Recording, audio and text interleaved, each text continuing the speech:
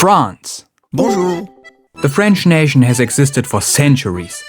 They were a major player in most of the world's history, and they even have a pretty good record in terms of winning wars. Except when fighting Germany, that is. 3, 2, 1, go.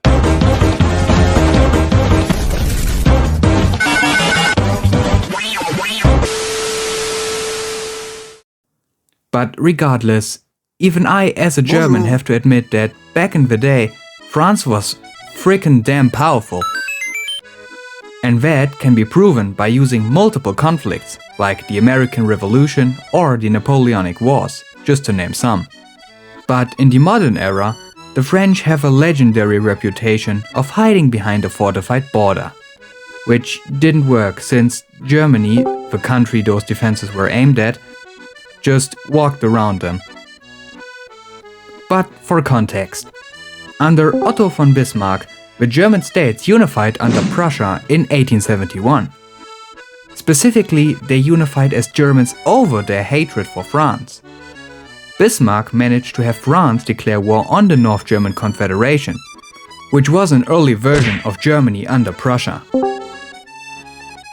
Then, all the other South German states joined the war and they defeated France together, with such an ease that they didn't just unify, but even took lands from France. After that, the French were not just angry, but also extremely scared, so they built a ton of fortifications on their new border with the German Empire, so that the Germans couldn't simply speedrun their way to Paris again. And this actually worked pretty well, believe it or not. But then, once the war inevitably broke out between the two during the First World War, the Germans had a plan. They wanted to speedrun France again, but they couldn't because fortified border. So they made the Schlieffenplan.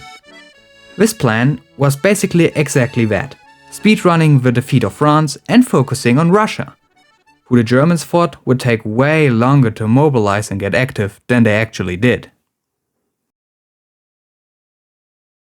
The Germans planned to keep only a small army at the border with France, which would make them invade Germany.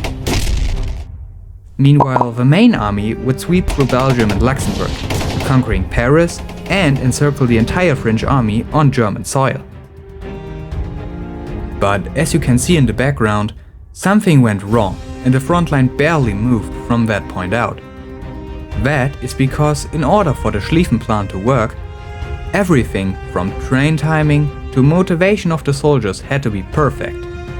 Obviously, that didn't happen, even though they came super close to it working. In case you didn't know, the front line stopped moving because when the Germans immediately met French resistance, they didn't want to retreat, so they dug into the ground and built trenches. The French and British did the same. From that point on, those dominated the Western Front for the entire rest of the war. I mean, look, nothing's moving. Fun fact, those trenches have been so extreme that there has been a fully functioning trench line all the way from Switzerland to the sea in the north. But anyway, this tactic is representative for France up until today. After World War I, the French got Alsace-Lorraine back from Germany. So they had to move their fortifications there so that Germany wouldn't immediately overrun the region again in any future conflict. But since you can't move fortresses, they built new ones. This time, however, they became famous. I'm sure you've heard of the Maginot Line. A big line of fortifications the French built mostly on the German border to, well, stop Germany. And it worked again. As you may know, about 21 years after the end of World War I, there has been a sequel, World War II. Basically, a crazy guy got to power in Germany and he tried to conquer many lands, mostly in the east. And then he wanted to do terrible, terrible things there, but thankfully most harm could never take place. In order to achieve his goals, he had to invade Poland, which was protected by the Allies. This included France. so France ended up being at war with Germany yet again. This time, however, Germany crushed Poland in weeks.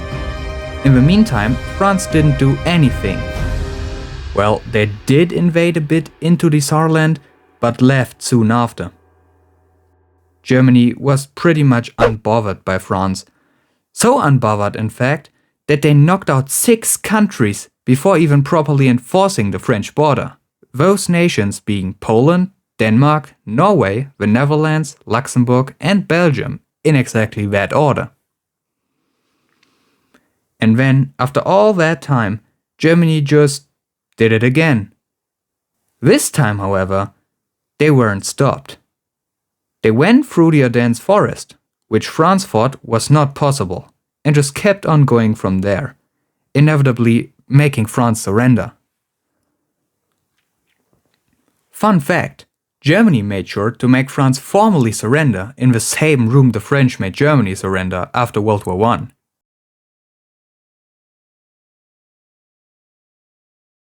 After that worked, the Germans took everything from the Maginot Line that had any value, mostly guns and metals. Then they abandoned the line. As you know, about 4 years later, the war was over and France got the line back. Importantly, Germany was now occupied, and France had managed to gain small occupation zones in southwest Germany. And even after those occupation zones were given back to West Germany, which was now an ally of France, the line was still partially kept intact. That is due to multiple reasons.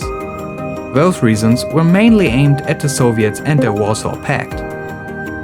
The first reason was that the Maginot Line was partially integrated into NATO's defensive plan for Western Europe, just in case Germany fell too fast. Then, NATO could still defend the West there. Another reason is that most of the forts were underground, so they could potentially be used as protection from nuclear strikes. And that was the status quo until the 1960s. By then, weapons had advanced so much that fortifications were mostly obsolete, so the Maginot Line became mostly irrelevant. Much was removed, and the rest was mostly sold to individuals, which then used the fortifications for things like wine storage or mushroom harvest, because of the cool and stable climate there. Today, the Maginot Line is mainly used as remembrance of European Great Wars. So basically, the door for Germany is open now. But that's it for today, folks. If you liked the video, please subscribe. It would really mean a lot to me. See ya!